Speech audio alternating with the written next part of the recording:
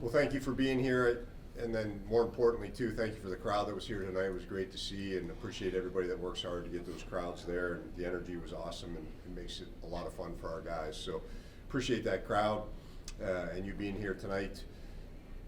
I thought RIT was a good team. They're hard to play against, and it was a good game all the way through. We have an alum, and Noah's sitting here to my left, that Chris McKenzie, that has the scoring record for D, and he called me this week and he asked me if I would scratch Noah for the rest of the year. And then he also told me, threatened me actually, that he was not going to give any more money to the program if Noah played. So I don't expect to see any currency coming from him, but it's but it's been really cool to see the guys and their intention and our culture and what they've set out to do and what they're doing. So that's been a lot of fun to see as we continue to come together as a team. Offensively, I thought we created a lot of odd man rushes, which really seemed to give us a lot of momentum. Defensively, especially in the third, we had a real good D zone where we sorted it out, didn't even give up a shot, and did a great job with that. And then the special teams did a great job with the PK, our PK being really good tonight. At this point, I'd like to open up the room for questions, so if anyone has anything they'd like to say to the three gentlemen at the table, now's your time. No, can you start by elaborating on what it feels like to break all these records? Yeah, it's kind of hard to explain, honestly, and with that ovation going on, to be honest, I didn't know what was going on out there, so that's what my excuses for that cheesy wave out to you guys. But no, it feels great, and I give most of the credit to the guys in the room, right? I couldn't have done it without them, but it definitely feels good. How did you motivate the team? Well, you know what, I think the motivation, a lot of times coaches get too much credit for wins and too much credit for losses. So the motivation wasn't about me or what I said tonight. It was about what the guys did and how they motivated each other, and that was the best part of the game, I thought.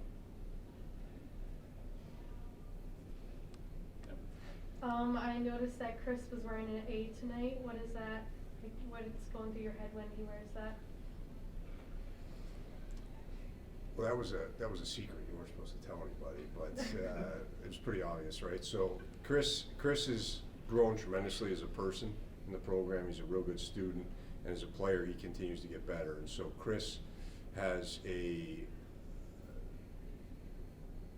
leadership qualities to him that we have seen grow, and he's done a real good job of being with the team and for the team. And when he does that, he's an excellent leader. So he was rewarded with that. I thought he did a good job, and a lot of times you have a ceremony or whatever, but he's so humble. He doesn't thanks. He doesn't want any of that. So that's why we kind of just tried to slyly put it on his sweater without anybody noticing. But thank you for noticing. Ryan, as a senior transfer, this is your first year with the team, so you're still getting used to the culture here. What is it like coming in with 3 years of prior experience and then using that in this push where you guys have been turning it up lately? It definitely helps a lot. Coming from the program I was at, we didn't do much winning as of late, but coming here, the culture is totally different. It's something I've never been used to. We have a really close team, and just 3 years experience, I just try to keep it as simple as possible. Like the younger guys, try to help them out because, like I said, we're a close team, and that's where it all starts. I think Ryan's done a great job with that too. It's hard to come into a team new like that, and I think he's done a real good job of working to fit in and staying quiet and not riding in on a white horse and saying, "Hey, I'm the answer, and it's all good now, guys. Follow me." So he's done a great job fitting in as well.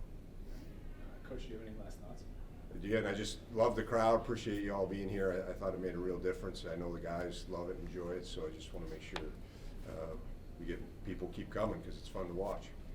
Right. Thank you, everybody. Can the players just give a little, to some of the younger student athletes here in the room, how do you continue to do it? Because we tend to, at the end of the season, see a struggle with going to school and hockey, more going to school.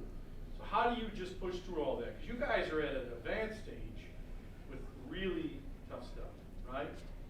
How do you guys continue to do that? Is it just put your head down and grind? because we struggle with that, with the youth hockey players that have to do too. These guys go to school very, 15, 18 credits and then go to hockey and work out. If you could just fill it in, because we have some youth hockey players that want to play at a higher level.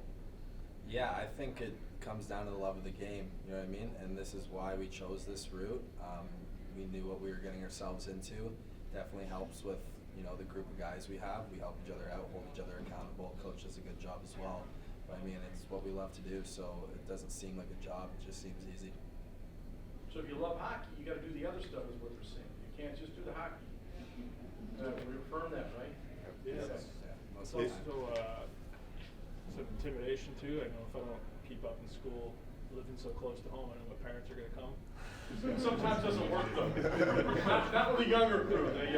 They kind of got us going. So. Too, Noah mentioned that one of the things that's important for us is attendance in class.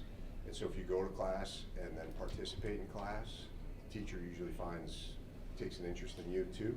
So I think the guys do a great job with their personalities of attending 99.9% of the time. I think it's 100%, but let's say 99.9% of the time, and then engaging the professors. And I think that's a big deal to have a relationship with your professor. Because the other part I would say, if they want to play college, we call in our recruiting process. A lot of times we'll call the school or the high school that they went to, and we'll ask what type of person or student was Noah or Ryan, because we see 4,000 kids a year.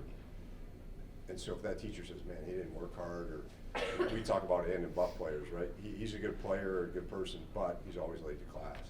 He's a good person, but he always lip jacks me in class. So we're looking for and players. He's a good student and he comes early. He's a good student and he works hard. He's a good student and he studies. That we're looking for and players, not butt players. Yes. How are you going to prepare the team for such the crazy crowd from RIT? So it's fun, right? It's not crazy. It's fun, and the guys really enjoy it. And going over there, we know what we're getting into, and we're excited about that. And right now, what we're going to work on is outside seeing the other team and how we take care of our bodies and how we eat and what we do. So it's fun to play in front of those fans, and we're looking forward to it. Actually, we're going to enjoy it, not be afraid of it. Any other questions? All right. Thank you guys. Thank you, everybody. Thanks for being here.